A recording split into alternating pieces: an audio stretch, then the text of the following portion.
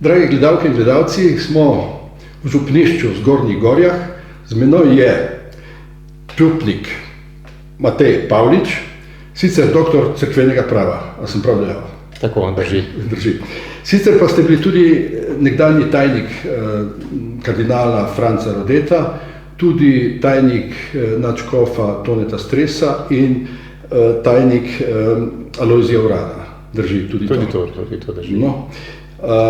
Nekje sem prebral, da vodite tudi cerkveno sodišče v Ljubljani. Tudi to. Torej, drži, vse drži. Vse drži. Torej ste zelo, nekako bi rekel, zelo pomemben član slovenske cerkve. Ne? Visoko izobražen, bi rekli. Ja. Gospod Pavlič, kje vse ste študirali? Ja, zanimivo je bilo, da znotraj cerkve je veliko možnosti za študij. In mene so po 2 letih študija na Teološki fakulteti v Ljubljani so me poslali v Rim na Papeško Gregorijansko univerzo, kjer sem dokončal teologijo, potem na Ateneju svetega Anzelma pri Benediktincih, na Griču Aventin v Rimu sem potem naredil še magisterij iz zgodovine teologije, potem pa daljša prekinitev, kjer se je dogajalo to, kar ste našteli, da sem bil najprej kaplan v Ribnici, potem tajnik pri nadškofu Uranu, tajnik pri nadškofu Stresu in potem od leta 2011 sem se spet vrnil v Rim za študij cerkvenega prava. In v tistem času sem stanoval pri kardinalu Francu Rodetu in bil tudi njegov tajnik.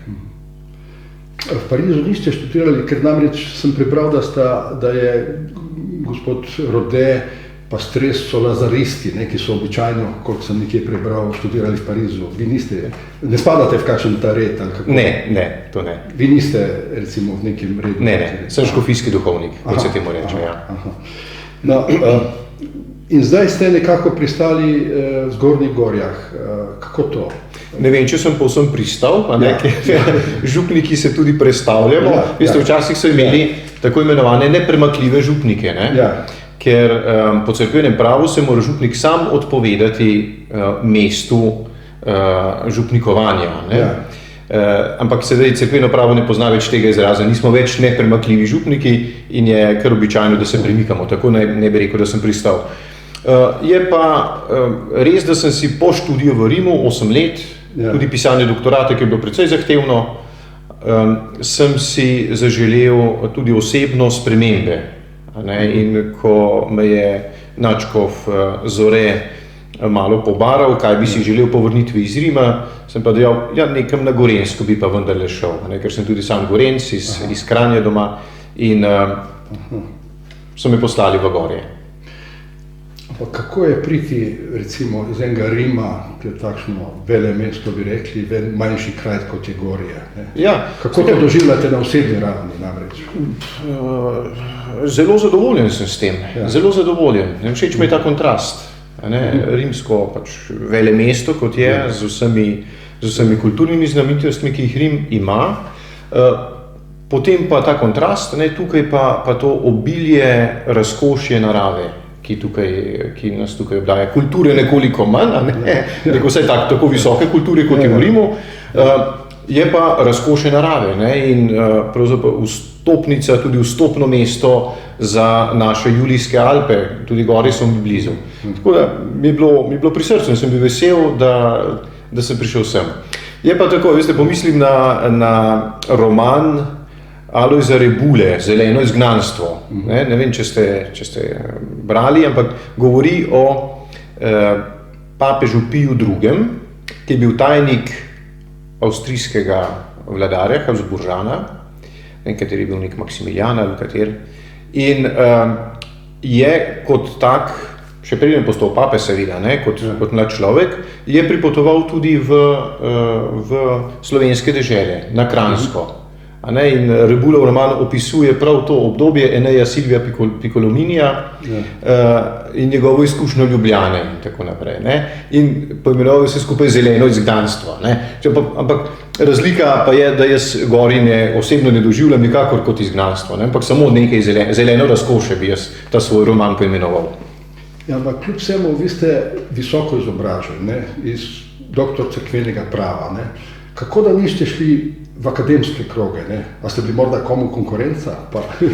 Tudi ta možnost bi bila. Se vemo, doktorat naredi nekdo, ki si morda želi kakšne akademske poti. Ampak sam osebno takih ambicij v to smer nisem imel, bi bil pripravljen tudi to sprejeti, če bi bilo potrebno, glede na to, da nas je pa v slovenski cerkvi, torej zadosti cerkvenih pravnikov, tudi z doktorskim nazivom, se mi ni potrebno s tem ukvarjati. Ker je pa tako, da omenili ste cerkveno sodišče, tam je dela več kot dovolj, tako da nimam ne časa, ne želje po čem drugem. Se pravi, ni vam bilo to v interesu, da bi nekako akademsko kariero nadaljevali? Nisem ambicij v to smer. Ja. No, čeprav recimo, vi ste doktorirali iz šolstva, ne? In zdaj, ko jaz vem, se nekako zdaj razpravlja o tem cerkvenem šolstvu, kako naj bi to potekalo, ne? Ste verjetno zelo dragoceni, ker poznate te stvari. Ja, vsako znanje se lahko uporabi tudi v različnih posvetovanjih, posvetovalnih telesih, ki so pri škofovski konferenci. Predvsem sem se pa posvečal odnosu država-cerkev, ker to je področje šolstva, ki je bilo v preteklosti, vemo, izključno cerkvena domena, tudi tukaj pri nas, potem tam od konca 18. stoletja naprej pa je postalo strogo državna domena, več ali manj. In je pa vedno eno tako področje, kjer se tukaj lahko različni dejavniki srečujejo, seveda država, s neko svojo šolsko politiko in tudi drugi, ki imajo na tem področju kaj povedati. In mislim, da tudi cerkev ima na tem področju kaj povedati. In to se dokazuje tudi z dobrim šolstvom, ki ga ima, teh nekaj zasebnih šol, srednjih šol, ki so cerkvene srednje šole. Če se mogoče povrneva zdaj v Gorje, kako pa funkcionira ta skupnost Gorje? Namreč je morda vse več egoizma ali zaprtosti ljudi vase, ali kako vi doživljate to? Ti naši kraji so še relativno majhni, celotna občina, koliko ima 2700-2800 prebivalcev, same vasi so še manjše in se ljudje kar dobro poznajo. In tudi drug za drugega zanimajo. Recimo pri nas je še vedno novica, kdo je pa umrl v kraju. Ljudi zanima, ker se dotika tudi njihovega sveta pri tem. Tako da jaz mislim, da tukaj egoizma ne, v tej tako veliki meri ali pa odtujenosti drug od drugega bi rekel, odtujenosti, take še ne doživljam, vasi še funkcionirajo kot neke družbene enote, kjer ljudje želijo. Je pa res, da se vsi ti momenti, ki so navzoči v sodobnem svetu, tudi oddaljevanje, odtujevanje, zapiranje v nek svoj svet, da se počasi prihaja tudi k nam, to je res. Se pa različni dejavniki tukaj v samem kraju si prizadevamo, vključno župnijo, da bi pospeševali druženje in družabnost ljudi. Kako je pa z obiskovanjem cerkvenih obredov maš, recimo, koliko ljudi rekli ste, da je tu 2700-800 nekje ljudi? Ja. Kako je s tem? Če gledamo statistično, po procentih nekako bi rekli dobrih 10% prebivalcev, redno obiskuje nedeljske maše. Se pa bi rekli tam kakšnih 15-20% katoličanov, ker večinoma so ljudje še vendarle tukaj prejeli zakrament svetega krsta in so vsaj formalno člani cerkve. Si pa želimo seveda, da bi ljudje začutili eno tako živo pripadnost, živo pripadnost župnijo, ker opažam namreč naslednje, tam, ker ljudje izgubljajo to pripadnost do župnije, izgubljajo tudi čut za povezovanje v drugih skupinah, v drugih društvih. Neke tendence je tudi v našem kraju. Če se zanimaš za kraj, se zanima za župnijo in za gasilsko društvo in za kulturno društvo in tako naprej, večinoma. Tisti, ki se pa oddalijo od ene skupine, se pa ponavadi še od drugih. Tako da moram reči, da naša župnija je živahna, je kar živahna. Če se pa ozremo po zgodovini te župnije, ne, to je podeželska župnija, ne, Gorje, ne, katere recimo ključne točke bi izpostavili iz zgodovine, neke prelomne točke, ki so se zgodile v župniji Gorje? Ja, z župnijo samo oziroma s cerkvijo v našem kraju je povezana že listina s prvo omembo kraja Gorje, to je tako imenovana Nantvinova listina, ki je nastala tam okrog leta 1120 in govori o gradnji cerkve v Lescah, ki je bila do takrat lesena, to pravi, je že nekaj časa stala takrat tista cerkev v Lescah. In vemo, da je to obdobje cerkva, lastniških, in lastnik obeh cerkva, ali pa vsaj oskrbnik obeh cerkva je bil neki Nantvin, ki je bil podanik frajzinških oziroma briksenških škofov. In tu v listino zapiše, da je dobil dovoljenje za gradnjo kamnite cerkve v Lescah pod pogojem, da z odvečnimi prihodki cerkve v Lescah podpira cerkev v Gorjah. Prav je bil nekaj tak odnos neke podrejenosti pravzaprav. Tako da je bila do 16. stoletja je bila cerkev v Lescah, pa pomislimo, da je to kar nekaj kilometrov razdalje, je bila podružnica cerkve v Gorjah. Zanimive, recimo to je ena taka stvar. In se tukaj dobro bere, v zadnji vrstici listine se bere ime, slovansko ime, zapisano po nemško, Gorjah. Ja, predzadnja beseda. Predzadnja beseda, tako na Nantvinovi listini. Pa sam zapis je zanimiv, ker omenja več imen. Najprej tega Nantvina, ministeriala, in potem še patriarha v Ogleju, škofa, ki je cerkev blagoslovil v Lescah, in župnika pri Svetem Klemenu na Rodinah, ki je bila pa pražupnija za to področje. Vsa ta imena so tukaj zajeta v tem besedilu in zato dragocen zgodovinski spomenik. Zagotovo, ja. Kaj bi bila še ena taka prelomnica mogoče? Potem recimo lahko rečemo sama župnija, sam nastanek župnije. Listina omenja cerkev v Gorjah, ne govori pa še o nastanku župnije, govori o cerkvici. Prelom bi bil najbrž ustanovitev lastne župnije tukaj, ki je bila prej vikariat pražupnije Svetega Klemena na Rodinah. To se je najbrž zgodilo tam konec 13. stoletja, 1296 naj bi bila že omemba gorjanske župnije z imenom plebs, ljudstvo, božje ljudstvo, župnija. Zato pa se je župniku reklo plebanus. Plebanus, zanimivo ime, ljudski človek bi to bilo. Tako, potem lahko naprej rečemo, reforme Jožefa II., ko se je župniji priključil tudi kraj Spodnje Gorje.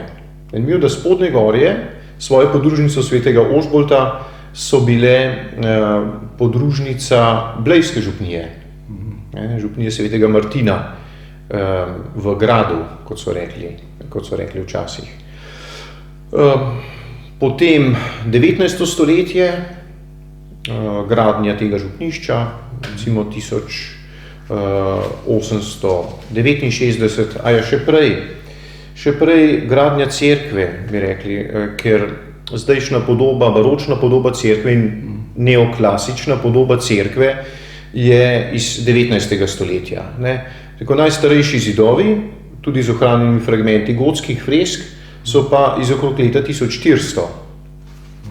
Kot priča ta listina, je prvotna cerkev stala že okrog leta 1100 vsaj, če ne že prej. Tako da gradnje te cerkve, recimo gradbene faze, ki so pripeljale do zdajšnje podobe cerkve, vse bi bile zanimive pravzaprav za obdelavo tudi. V kakšnem stanju pa so, recimo? Cerkve so lepo vzdrževane.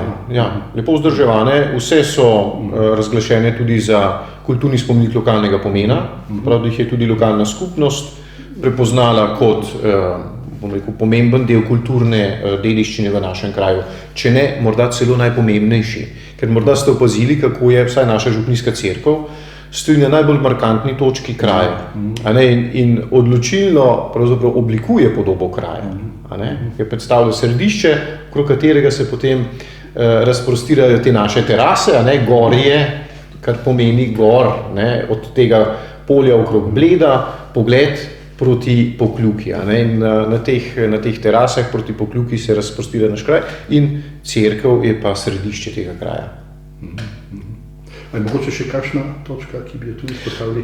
Ja, bila bi lahko še potem, kaj vem, gradnja Gorjanskega doma, zdajšnji kulturni dom tukaj, ki je bil zgrajen, prvi bil zgrajen v bližini cerkve, to je že drugi na tem mestu, potem tam okrog leta 1930, ki je zgrajen na cerkveni zemlji, a ne, celo na nadarbinski zemlji, tako imenovani, to je bila zemlja, cerkvena, pač župnijska zemlja, namenjena za vzdrževanje župnika. Ne? Je takratni župnik Knific je odstopil del te zemlje, da so na njem zgradili kulturni dom, katoliško bralno društvo se je pri tem udejstvovalo. Smo to, kaj bi bilo. Potem pa v 20. stoletju, seveda druga svetovna vojna je tudi zaznamovala precej. Kako se pa pozna vpliv druge svetovne vojne danes, recimo mislim na razne delitve med ljudmi? Ja, žal stvari niso povsem pomirjene, ne? Tako kot nasplošno zaznavamo v Sloveniji. Namreč seveda bližina Pokljuke, a ne? Tudi veliko število ljudi, ki so bili mobilizirani v nemško vojsko in so potem, ko so prišli na dopust, so pa prebegnili k partizanom, da jim ni bilo treba na rusko fronto in tako naprej. Ne? Tukaj je bilo partizanstvo kar močno, vsaj na Pokljuki. Se pa seveda v času druge svetovne vojne, tako kot povsod v Sloveniji, tudi tukaj začela dogajati revolucija, ki je pa unesla marsikaj hudega, ne, v ta kraj, tudi žrtvami, a ne, s raznimi domnevnimi krivdami. Če nekdo malo bolje zdal nemško ali pa bil nek predelavc, je tudi padel kot žrtev revolucije. Tako da imamo tukaj, delimo zgodovino Slovenije, ne, v tem pogledu. Žal še odprtimi zgodbami, ki še niso bile, ki niso zadosti dobro ozaveščene. Ne. Mislim, da bo potrebno tukaj narediti neko en umirjen, objektiven, uravnotežen pregled tega obdobja. Sama župnija je to občutila tako, to obdobje občutila tako, da je pač župnika so Nemci izgnali, a ne, in v župnišče namestili najprej nemško šolo, pravi osnovno šolo, ki je bila, potem je bila nekaj časa policijska postaja in tako naprej, a ne. Nemške žandarmerije. Nemci tudi niso pustili cerkvenih obredov. Ne? Ko smo mi raziskovali okupacijske meje, so ženske recimo hodile čez mejo. Glejte, nacistični režim, a ne, ki je pač bil za to invazijo pravzaprav, ne, je poganski, a ne, in je bil izrazito protikrščanski. A ne, izrazito protikrščanski. In to se je poznalo tudi v tem, da so recimo verouk izločili iz javnih šol. Ne? Neke podobnosti zaznamo tudi potem s komunizmom. Ne? Niso niti pustili cerkvenih obredov. Tako je bilo, lejte, tukaj na tem delu Gorenjske je ostalo samo nekaj duhovnikov. A ne? Vse druge so izgnali, tako da praktično tudi ni bilo možnosti, da bi bila vsako nedeljo maša. Tudi gorjanskega župnika Petriča so Nemci izgnali, tako je bil v izgnanstvu. A ne, potem se je vrnil leta 1945, potem leta 1948 so ga pa izgnali domači komunisti. A ne, tako da je bil žrtev obeh totalitarnih sistemov. No, vidim pa, da se tu je v bližini partizansko pokopališče, vidim, da se zelo lepo skrbi za to pokopališče. Seveda. In je tudi spomenik, ki ga je Plečnik delal. Ne? Drži. Sej, lejte, ne smemo mešati, jaz nikakor, ne, tudi z nekaj zgodovinskega znanja in zgodovinske izobrazbe, nikakor ne enačim komunistične revolucije in partizanstva. Jaz vem, da je bilo tukaj veliko idealizma, partizanstvu, Tudi moj stari oče je bil partizan. V prekomorskih brigadah, najprej nemški vojak, tako kot veliko slovenskih fantov, prebegnil k Angležem, se vrnil v bistvu v domovino in bil v prekomorskih brigadah. Vse to razumem, velikokrat, ko grem mimo partizanska pokopališča, blagoslovim te grobove. To so bili sami kristjani, vsi krščani in tako naprej. In je prav, da se tukaj umirjeno, trezno spregovori eno res objektivno, mirno besedo s pogledom na to obdobje. Prej ste omenili Pokljuko, tukaj sem opazil, ker jaz tudi nisem domačin kot vi, da se precej ljudi piše Pokljukar. Najbrž je to zaradi... Ja, a vas niso, ko ste prišli v Gorje, vas niso pozdravljeni deželi Pokljukarjev? Najbolj sem opazil to, da so na fanta govorili, ženska pravi, sem bil v trgovini. Ja, tako najbolj zanimivo je, ko reče, kakšna ženska sem rodil. Pa sem rodil, Ampak veste, tukaj ne gre za kakšno krizo identitete. Jaz mislim, osebno sem prepričan, ampak potem bi moral kakšen strokovnjak še spregovoriti. Obstaja neka legenda, zakaj ženske govorijo na moškega. Legenda je, ampak ne vejo čisto dobro, kdaj se je to dogajalo. Enkrat, da ne bi Francozi, tako legenda gre tako, Francozi naj bi poskušali opleniti Blejski otok. In da so se ženske takrat organizirale in to preprečile in naj bi cesarica Marija Terezija, ki takrat se je bila že v grobu, naj bi jim potem dala dovoljenje, da lahko govorijo na moškega. To je taka legenda, veliko urbana legenda bi temu rekli, če bi bili umestno. Ampak, ali pa neki s Turki povezani, vsekakor neko žensko junaštvo, in potem za nagrado naj bi dobile pravico, da govorijo na moškega. Sam tega ne verjamem, rad bi videl nekaj, kaj je zapisano, če bi o tem kaj bilo, ampak gre za to, jaz mislim, da je preprosto, gre za to, da bi tukaj je bila močna kolonizacija v srednjem veku iz nemških dežel, iz nemških pokrajin. Tukaj je bilo ogromno, prostora je bilo, kolonizacija je bila močna, čist ta naravna ali pa pač zemljiški gospod je naseljeval podanike za to, da so mu zemljo obdelovali. In da so se ti prišliki naučili slovensko, ampak slabo, ker vemo, da nemščina v glagolu ne pozna razlike med moškim in žensko, tako kot jo pozna slovenščina. Sam mislim, da je to vzrok te jezikovne posebnosti, za katero si pa želim, da bi ostala. Ker je res neka jezikovna posebnost v našem kraju. Jaz sem takoj to zaznal, pa sem recimo gospod Antonijo Jelenstvo vprašal, ker je tako govorila. Ampak če se vrnemo na to Pokljuko, na Pokljuki je veliko smrek gozdov, ki jih je dobila cerkev v postopku denacionalizacije. In jaz vas bi vprašal kot pravnika, ker so bile tukaj deljena mnenja glede te gozdov, zgodovinska in pravna mnenja. Eni so temu nasprotovali. Kakšno je vaše stališče z tega pravnega stališča glede te vrnitve? Ja, jaz, koliko lahko blizu opazujem, je nadškofija Ljubljana, ker je napačno govoriti o cerkvenih gozdovih. To je spet tako, kot se govori malo po gostilnah, bi rekel. Lastnica teh gozdov je nadškofija Ljubljana. Ljubljanska nadškofija. Tako, kot je recimo župnija Gorje, lastnica pač nekaj hektarov gozdov. Tako da je napačno govoriti, ker znotraj cerkve veliko pravnih oseb, ki so vsaka posamično lastnice nekega premoženja. Gre za to, cerkev je tukaj v Gorjah, naša župnija tukaj v Gorjah je 1000 let in več. In v tem času se neko premoženje tudi zbere. In še tako je bilo. V času, ko se ustanavljajo cerkevne ustanove tukaj na Slovenskem, v slovenskih deželah, se je dalo neke ustanove vzdrževati samo, če je bilo nekaj zemlje. In vemo, da pravzaprav Pokljuški gozdovi, to je skupek vsega tega premoženja. Zakaj? Zato, ker so cerkveni, Pokljuški gozdovi prišli v last škofije Ljubljana preko kranjskega verskega sklada, oziroma zaklada so rekli, v stari Avstriji, ki je pa povzemal v sebi prodano premoženje cerkvenih pravnih oseb, ki jih je ukinil Jožef II. To je precej zapleteno zgodovinsko pravno vprašanje.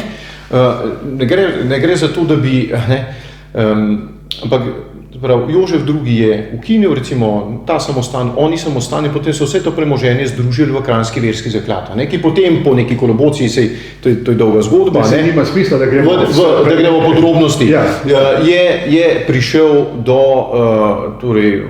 do lastništva Pokljuških gozdov, ki so potem prešli, ravno iz tega naslova, ki se je pa vedelo, so prešli v last škofije Ljubljana takrat, v času Kraljevine Jugoslavije. Ker Kraljevina Jugoslavije enostavno je vedela, da je to cerkveno premoženje, ni ga pa znala upravljati in so potem nazadnje enostavno vrnili škofiji Ljubljana, sami se s tem ukvarjate.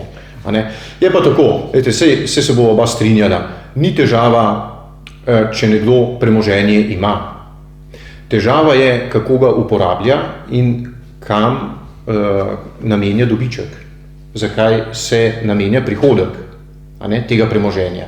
In, dokler bo cerkev opravljala svoje poslanstvo, mora imeti tudi neko premoženje, s katerim to poslanstvo lahko vzdržuje.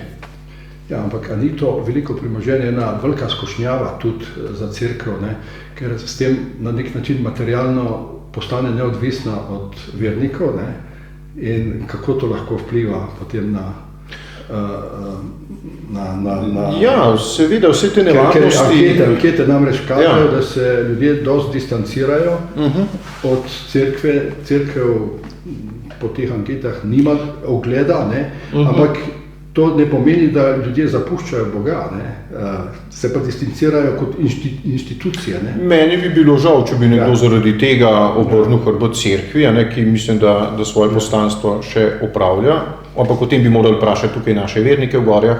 Ljudje, ki odblizu spremljajo stvari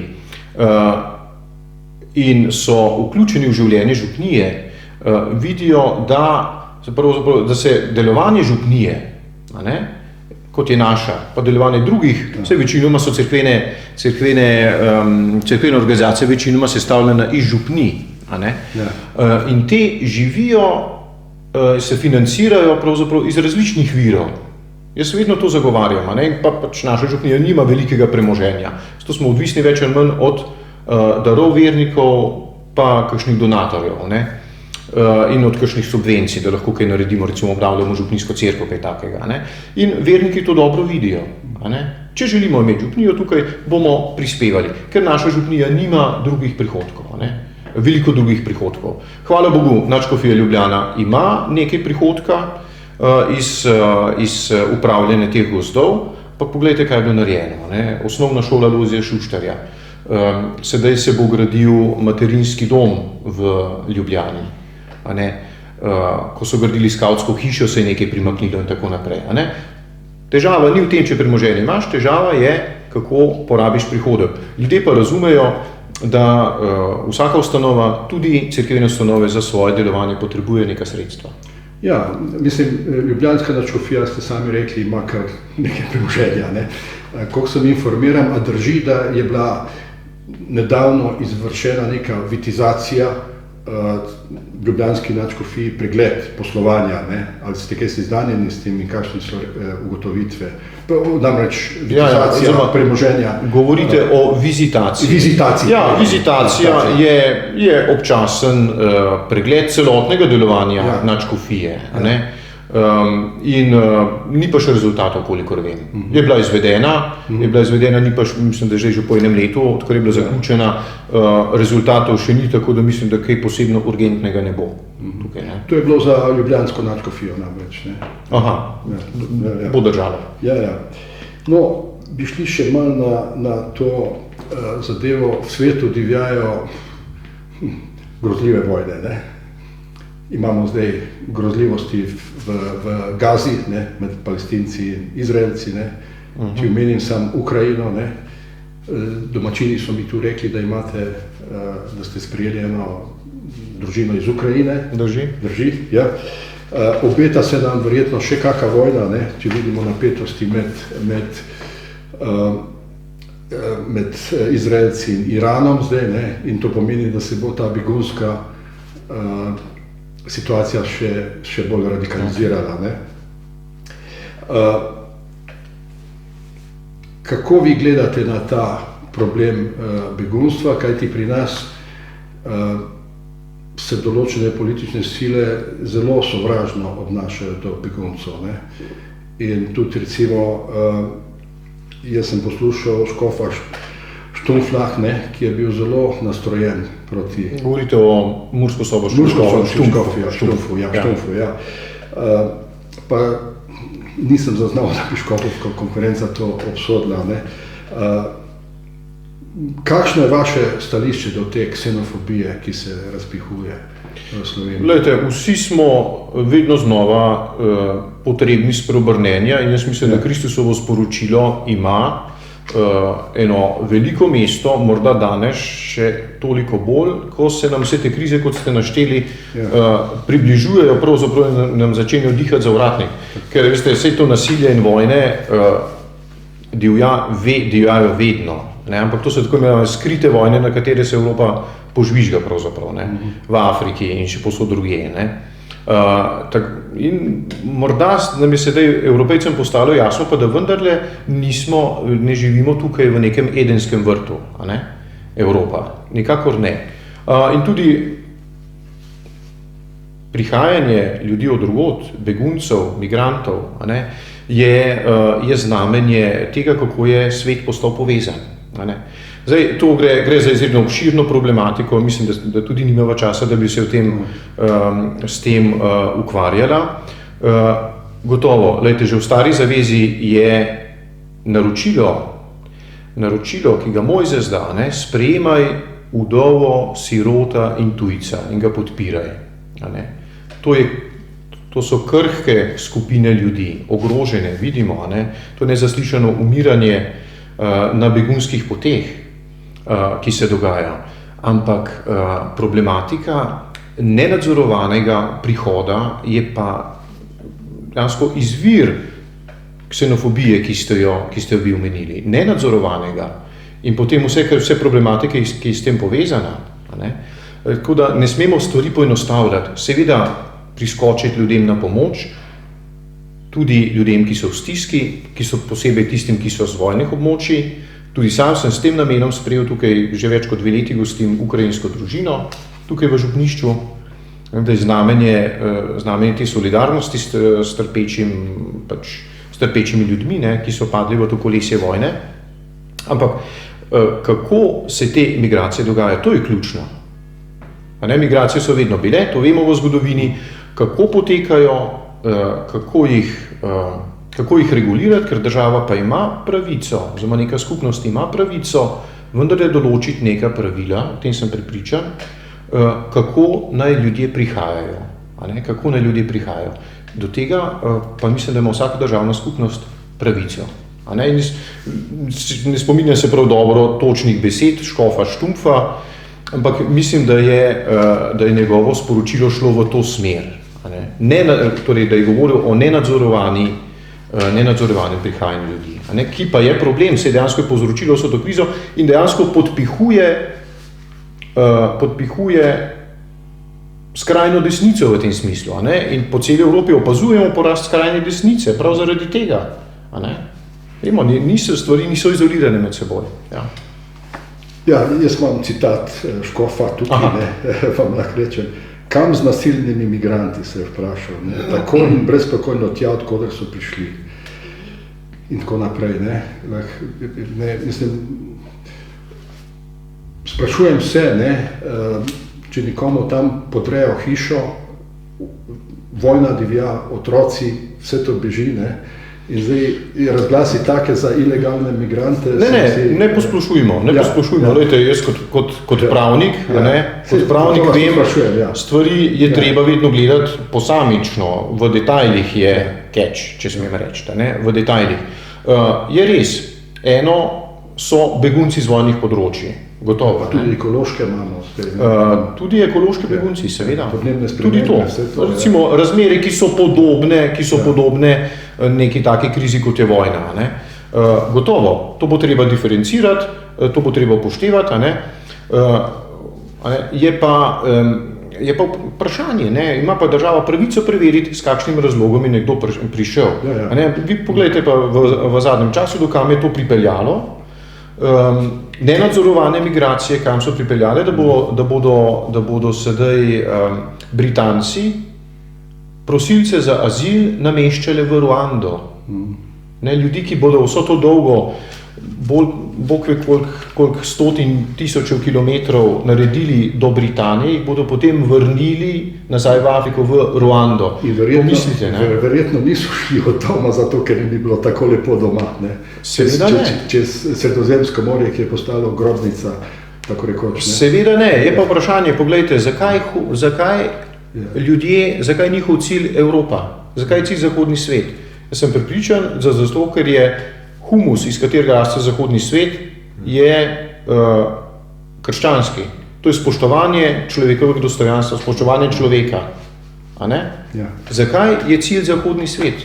Nekdanji krščanski svet, ki ni več tako krščanski, ampak humus, iz katerega raste spoštovanje človeka, njegovih pravic in tako naprej, to je pa krščanski humus. Smo cilj migrantov. A ne? Zakaj? Vprašajmo se, zakaj.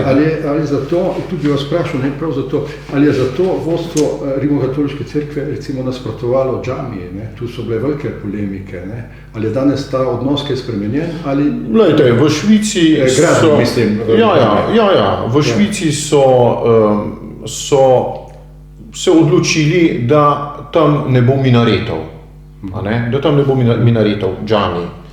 Zaradi krajine, zaradi podobe krajine. Džamija v Ljubljani ima sedaj svoje mesto, zgrajena je.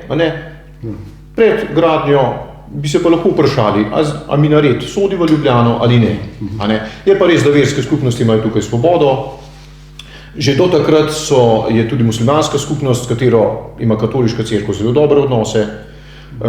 Sem videl, da je prednedavni zdaj ob zaključku Ramazana, da je ljubljanski mufti gostil tudi ljubljanskega nadškofa, na tej gostiji ob zaključku meseca posta in sem tega zelo vesel. So pa enostavno vprašanje, v kakšni obliki se to postavi. Sedaj džamija v Ljubljani stoji, ima tam svoje mesto in je tudi zelo lepa, moram reči, arhitekturno. Ja, gotovo, nekako so arhitekti dobro zadeli. Ja. Tu vas bi še vprašal, vtis imamo, da je vrh Slovenske cerkve do sedanjega papeža Frančiška nekako distanciran. Vsej ne vem, boste vi povedali. In tudi politične elite desnih strank so do njega distancirane. Po javnomnenjskih anketah pa nekako je ta papež Frančišek nekako najbolj priljubljen pri ljudeh. Jaz ne delim z vami tega vtisa. Jaz ne delim z vami tega vtisa. Popravite me. Ne, odvisno zdaj, kaj se gleda. Je pa res, da tudi znotraj cerkve ima pravico vsak razmišljati nekoliko po svoje. In tudi papež Frančišek pravzaprav s tem svojim precej neformalnim načinom sprostil ta prostor, ker ni občutka, kot je bilo morda kdaj v preteklosti, da bi pazil na tak neokrnjen ugled papeštva. On si privošči tudi kakšen spodrsljaj, kot si ga v kakšnem intervjuju privošči in tako naprej. Si ga privošči in to je stvari malo sprostilo. Mislim, da vrh Slovenske cerkve proti papežu Frančišku nima prav nič. Ni pa nujno, da se prav vsi, prav z vsem ali pa z vsako besedo, ki jo papež Frančišek izreče, strinjajo. In hvala Bogu, takega enoumja v cerkvi ni. Kakšen pa je odnos po vašem vrha Rimokatoliške cerkve do socialne države v Sloveniji? Je ta socialna država prešibka, ali je premočna, jo bi treba okrepiti, ali je preveč radodarna. Tu me zanima, če lahko recimo pričakujemo kakšno stališče vrha cerkve do zdravniške stavke, recimo, ker gre za javno zdravstvo. Kakšno je vaše mnenje? O tem pa ne moram reči prav nič. Tudi slabo poznam socialne ukrepe države, pravzaprav načeloma pa je moje mnenje, ne, da mora država predvsem spodbujati ustvarjalnost ljudi, ne pa moriti ustvarjalnosti ljudi s preštevilnimi socialnimi transferji. Ustvarjalnost, daj človeku možnost, da se bo postavil na svoje noge, da bo nekaj naredil tudi na svoji poklicni poti. Omenili ste, da ste bili tajnik Franca Rodeta, kardinala, ne? Zanima me, kakšen tiste odnesli, no, če lahko kaj nekaj še čistko. S kardinalom sva zelo dobra prijatelja. Osebno sem ga spremljal, tajniška služba pomeni v cerkvi, v cerkvi, kaj je tajnik. To ni samo neko pisarniško delo, čeprav je tudi to del posla, ampak pravzaprav je biti nekako sopotnik, enega človeka na odgovornem mestu. Si deliti z njim vsakdanje življenje, pri mizi so bila vedno skupaj vsak dan in tako naprej. In če bi potegnil črto pod temi 8 leti, ki sem jih preživel s kardinalom Rodetom, bi bil to zame res dragocen čas. Dragocen čas ob neskončno razgledanem človeku, ki presega velikokrat ozke in omejene slovenske okvire. Presega in je zaradi tega včasih tudi bil v preteklosti nerazumljen. Ker razmišlja nekoliko drugače. To se je poznalo že pri kardinalovem besednjaku. Jaz poznam se, da mi je blizu italijanščina, francoščina sicer ne toliko, ampak tudi vidim, da kardinalova slovenščina zajema iz teh jezikov, veste. Zato je taka nekoliko privzdignjeno zveni včasih, ko kardinal govori, zato ker v ozadju je francoščina pri njem. Tudi način razmišljanja. Tako da berite njegove spomine, ne vem, če ste jih brali, ki jih je pred nekaj leti so išli, njegovi spomini, izredno bogata zakladnica doživljanja, tudi raznoraznih zgodovinskih podatkov in tako naprej. Izredno bogata knjiga. Vsem bi jo priporočil branje. Kaj pa glede Antona Stresa, njega ni več nikjer v javnosti zaslediti, kako to? Jaz ga vsekakor zasledujem tudi v javnosti. Saj bil nekaj časa potem še birmovalec, duhovne vaje so pravkar razpisane, sem zasledil v našem internem glasilu in tako naprej. Ne vem pa koliko, ker ne gledam slovenskih programov na televiziji, ne vem koliko se še izpostavlja v javnosti, v kakšnih intervjujih in tako naprej. Tega pa ne vem, tega pa res ne vem. Namreč jaz ga nisem zasledil. Nazadnje sem videl, ko je bil angažiran glede prekopa posmrtnih ostankov škofa Rožmana. Takrat se mi zdi, da je bil zelo angažiran. To je bilo leta 10-11, nekaj takega. Že kar nazaj, ja. Jaz sem še en poskus naredil, jaz sem vprašal, ker je zdaj ta umetna inteligenca, to je ta chat GPT, pa ste kaj probali s tem? Ne. Jaz sem vprašal to umetno inteligenco, kaj bi vprašal predstavnika Rimokatoliške cerkve, recimo. 3 ključna vprašanja, recimo. In veste, kaj mi je napisalo? Nekako tako, Prvo vprašanje o odnosu cerkve do sodobnih družbenih izzivov. Kako se katoliška cerkev v Sloveniji sooča z izzivi sodobnega sveta, kot so družbena pravičnost, okoljska vprašanja, migracije in podobno. Migracija smo že rekli, A bi lahko v nekaj stavkih mogoče, recimo tele družbena pravičnost, okoljska vprašanja. Družbena pravičnost, zajeti treba samo v tradicijo družbenega nauka cerkve, ki pravi, vsako premoženje ima tudi družbeno odgovornost. V tem smislu, za to gre. Tudi zasebno premoženje ima neko družbeno odgovornost. To je eno. In se tega mislim, da se podjetja tudi zavedajo, ko pravijo, da so lokalno odgovorna in tako naprej, da nekaj vlagajo v svoje, tisto iz svojih prihodkov vlagajo v svoje okolje. To je to. Jaz mislim, da je to. Predvsem pa ljudem dati družbena pravičnost v smislu spodbujati potenciale ljudi, ne pa jih moriti. Ker asistencializem se mi zdi pa državni asistencializem, v katerem teži levica, evropska levica in tudi naše stranke, ta pa sem mnenja, da ne pelje v dobro smer, asistencializem sam. Potem, kaj ste rekli, drugo, okoljska. Okoljska vprašanja, ja. To je tema, ki je zelo blizu papežu Frančišku, tudi z eno zelo lepo okrožnico je posvetil pa v tem vprašanju Laudato Si, in je besede zajel iz hvalnice Stvarstvu svetega Frančiška Asiškega iz začetka 13. stoletja, 1220 nekako, hvalnica stvarstva. In seveda, okoljska pravičnost, spoštovanje okolja kristjanega dojemamo kot stvarnikov dar nam ljudem, za katerega smo odgovorni. Tudi tukaj krščanska tradicija ima svoj odgovor. Zdaj, okoljska pravičnost s lepljenjem na ceste in s polivanjem umetniških del, to je pa pač nekaj, kar mi je tuje. Drugo vprašanje, vprašanje o pastoralnem delu in poslanstvu cerkve. Sem postavil, kako se katoliška cerkev v Sloveniji prilagaja spreminjajočim se potrebam vernikov in družbe ter kako spodbuja duhovno rast in povezanost med verniki. Nekaj stavkih, če lahko. Ja, se trudimo, da bi tisto dezintegracijo, ki se dogaja v družbi, da gremo proti njej s svojo ponudbo. Tudi praznovanja v krajih. Potem z oznanjanjem evangelija, ki je evangelij povezanost, ljubezen do Boga in do bližnjega.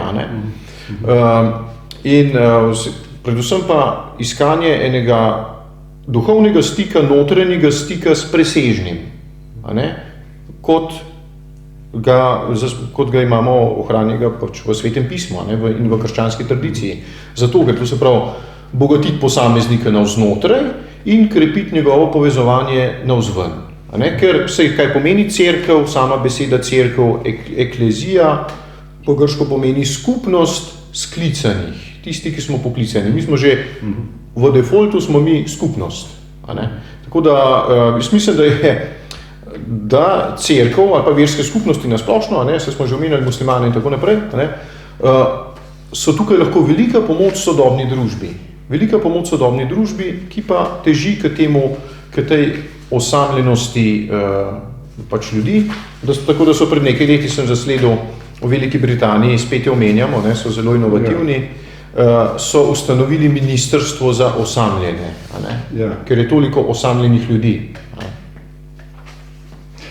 Tretje je pa tako, da ste že v glavnem, mislim, da odgovorili, vprašanje o vlogi cerkve v družbi, kako vidi vodstvo cerkve v Sloveniji svojo vlogo pri spodbujanju dialoga, sodelovanja in miru v družbi ter pri doseganju skupnih ciljev v dobrobit vseh ljudi. Če GPT postavlja kar pametno vprašanje. Sem rekel, da probam enkrat, prvič sem te to poskušal. Jaz nikoli sam meni, da bo umetna inteligenca lahko dobro orodje, ampak orodje, ki ga uporablja nekdo, ki ima dobro, široko, temeljno izobrazbo. Ker drugače bo pa tole katastrofa oziroma bo vse peljalo v neko popolnoma neobjektivno naracijo, recimo, neko pripovedovanje, neko zbiranje besed, ki bo pa zelo daljeno od realnosti, od resnice. To je nevarnost, ker računalnik ničesar ne čuti. Računalnik zbira podatke kot neka enciklopedija, inteligentna enciklopedija, taka recimo interaktivna in tako naprej. Ničesar pa ne zastopa računalnika, veste. Se ne zdi, da imamo tukaj v kraju nek strokovnjak tudi za umetno inteligenco, bi me morda popravil. Tako je, morda računalnik ali zastopi, jaz mislim, da ne. Čuti pa še manj, veste. Če sme zvoli se na tako, namreč računalniški programi zmorejo reproducijo ali pa naslikati novo umetniško delo, recimo, v duhu Van Gogha naslikaj neko sliko, in jo bo tiskalnik, ki je temu prilagojen, bo naslikal novo Van Goghovo sliko pravzaprav. To so programirali noter, da v tem stilu izdela. Lahko izdela, ampak gledajte, veste, kaj pa težava? Ta računalnik, težava. Ne, kaj je bogatstvo nas ljudi in zakaj bomo ljudje ostali vedno nekaj posebnega. tudi računalnik, ki bo to sliko naslikal, jo ne bo mogel občudovati. Človek pa lahko občuduje. Računalnik pa ne bo občudoval, lahko se bo samo pretvarjal, da jo občuduje, jo pa ne bo občudoval. Mu ničesar ne bo povedal, veste. Tukaj jaz mislim, da je nevarnost umetne inteligence ni, da bi izpodrinila človeka, ker nikakor ga ne more, lahko ga bo pa močno ogrozila, predvsem v rokah totalitarnih sistemov, ki so še danes. Bog se nas usmili, kitajska partija s takim močnim orodjem kot je umetna inteligenca. To pomeni popolni nadzor nad državljani, popolni nadzor. In v takem režimu se ne da dihati, to se ne bo dalo dihati. Bi se kar strinjal, ja. Jaz vas bi vseeno še eno vprašanje postavil. Slovenska rimokatoliška vrh, ne govorim te osebe. Rajši govorimo, ali se lahko vas popravim, v seznamu verskih skupnosti je naša cerkev upisana kot katoliška cerkev. Ker dobro, vsi so starokatoličani, ne vem, kako so kaj močni, drugih katoliških cerkva, pa nekaj grško-katoliške cerkve je, v Beli krajini, odkud prihajate, mislim, da sta dve župniji grko-katoličanov, drugače pa ni, tako da tukaj v Sloveniji zadošča, če rečemo katoliška cerkev. Katoliška cerkev, v redu. Ja, v Beli krajini, če ste ravno omenili, tam so križniki prevladuje, namreč jaz sem zelo dobro poznal priorja Janka Štamparja, pokojnega sva pa tudi prijatelja, namreč delam tudi knjigo o župniku Alojziju Žabkarju, ki je v Beli krajini velik del življenja preživel, en del pa v Kropi, zadnji del. Križniki, veste, poglejte, Slovenija bi lahko križnikom dala priznanje, državno odlikovanje, namreč to vem iz kardinalove zakladnice, z vseh teh pogovorov, ki so jih imeli v 8 letih, namreč Bela krajina, kot veste, je v preteklosti spadala pod hrvaške dežele, Bela krajina. In so šele križniki so jo nekako priključili s tem, ko so šli pravzaprav pokristjaniti to deželo, ker se je pojavil sum poganstva, da so v teh krajih še pogani, in je oglejski patriarh prosil križnike, da so šli na ta teritorij ga pač dokončno evangelizirati. In so ga s tem priključili oglejskemu patriarhatu in s tem slovenskemu kulturnemu okolju. Tako da bi lahko država Slovenija dala križnikom eno priznanje. Malo zahecno. To, kar sem proučeval župnika Alojzija Žabkarja, si je po mojem mnenju posebnem zaslužil res eno priznanje za svoje, če človek bere njegove dnevnike, namreč imam originalne dnevnike, kaj je on zapisal, res dragocene stvari. Ampak ne morem, da vas ne vprašam še glede katoliške cerkve, glede vrha, kot ste rekli, da je pravilno katoliške cerkve. Stalno zaznamo ali pa zaznamo eno naklonjenost do politične desnice v Sloveniji, Ali je razlog za to, ker se te stranke sklicujejo na krščanske vrednote, ali zato, ker izrecno podpirajo, da katoliška cerkev dobi čim več materialnih dobrin, ali ker se zavzemajo za neoliberalizem.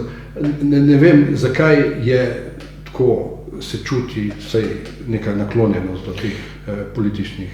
Ja, to je spet neko moje osebno mnenje je, jaz ne bom presojal, če se vi motite, ampak moje osebno mnenje je, da tukaj ne gre za neko avtomatično spogledovanje, ampak gre enostavno za vrednote, ki so v ozadju. Cerkev ni politično opredeljena, v izhodišču ni politično opredeljena, gotovo pa je treba dati neko podporo pač idejam in vrednotam, ki so ti blizu, drugače bi bilo pa schizofreno pravzaprav, da mi podpira nekoga, ki je proti evangelskim vrednotam. Seveda se izogibamo neposrednemu političnemu delovanju, cerkev ni stranka, tudi ne želi biti. In je pravzaprav krivica, da se ji na tak način pripisuje politično moč. Je pa neka skupina ljudi, ki v tej državi obstaja in ki ima pravico tudi v javnosti povedati svoj glas, tako kot vsi drugi. Samo cerkev, predvsem cerkevna hierarhija, tega ne počne na politični način. Lahko pa reče, pogledajte, ta projekt je v redu, ta vrednota je v redu, sedaj bomo rekli ravno v teh mesecih predlog zakona o evtanaziji, ne vem točno kakšen je naslov, o medicinski pomoči, ne vem, kaj so zavili. Zadevo pač takega zakona, ki ga je naša politična levica predlagala, ga podpira, s takim zakonom se pač kristjan ne more strinjati. Vidimo, da je to tendenca levice po celotni Evropi. In tukaj v teh stvarih pač ne moramo najti skupnega jezika. Tukaj ne gre pa v izhodišču, da bi bila kakršnakoli nasprotja. Spomnim se, recimo, kardinal König v Avstriji je, mislim, da že v 70-ih letih je odločno pač to, oziroma javno je povedal, cerkev ne podpira nobene politične stranke. In je po tej njegovi izjavi, takrat so prvi socialisti lahko oblikovali vlado v Avstriji. Ker je to povedal. In to drži, vsaj od drugega Vatikanskega koncila naprej, drži, da se cerkev aktivno ne vtika ne vključuje v politični boj. Ampak gotovo boš pa podporil tistega, ki podpira tvoje vrednote. No, ker katoličani so po vseh strankah praviloma nekako. Ja, seveda, pogledajte, ameriški predsednik Biden je katoličan in podpira splav. Tako da se tukaj za vprašati. So različna mnenja, ja. Dobro, gledajte, če to vas bi vprašal, ker sem videl, da imate polne stene grafik Tince Stegovec. To vas sprašujem, ki je tudi moja profesorica nekaj časa. Kako to, da imate Tince Stegovec, ki je drugače tudi Belokranjka, rojena na planini pod Mirno goro. Kako ste pa v stik z njo prišli? Veliko veselje mi je bilo spet preko gospoda kardinala, ki je bil dolgoletni znanec, prijatelj gospe Tince Stegovec. Naslikali tudi njegov portret, ne vem, če ga poznate. Poznam, veliko. Olje, tako, v takem renesančnem stilu, zelo prefinjen. Zelo prefinjen, tako kot je bila prefinjena osebnost gospe Tince Stegovec. Imel sem veselje spoznati, pravno preko, ob tem, ko sem spremljal gospoda kardinala pri obiskih gospe Stegovec, in sva se nekako v zadnjem letu njenega življenja sva se spoprijateljila. In ker je bila gospa zelo natančna, zelo skrbna, ko je čutila, da ji življenjske moči pojemajo, je začela skrbno načrtovati svoj pogreb. In je mene naprosila kot duhovnika, da ko bo prišel trenutek, da jo tudi pospremim na zadnji poti, da jo pokopljam. In to se je potem tudi se pravi, dogovarjala ste se, kako bo to vse potekalo. Tako. Zanimivo, ja. Zelo zanimiva, izredno zanimiva osebnost. Mislim, da bi si zaslužila več pozornosti v slovenski javnosti. Še eno vprašanje. Vam je ime Matej. Točno. Jaz sem nekje prebral, da je hebrejska interpretacija tega beseda, svetega Mateja, pomeni Božji dar. Drži to? To drži, ja. Seveda, ime Matej je hebrejskega izvora in pomeni Božji dar. Ja. Tako. Če bi moje ime poslovenili, bi bil Božji dar. Ker jaz sem Božji dar. Vi ste Božji dar. To je tako rekoč Božji dar, čeprav morda sem vražji dar, ne vem. No, glejte, vse, kar je dobrega, je od Boga, hudo je pa lahko še od kje drugje. A tako, torej pa sva soimenjaka. Na nek način, Vi po hebrejsko, jaz pa po slovensko. Po slovansko. Ja, najlepša hvala za ta pogovor. Ja, hvala tudi vam, vse dobro.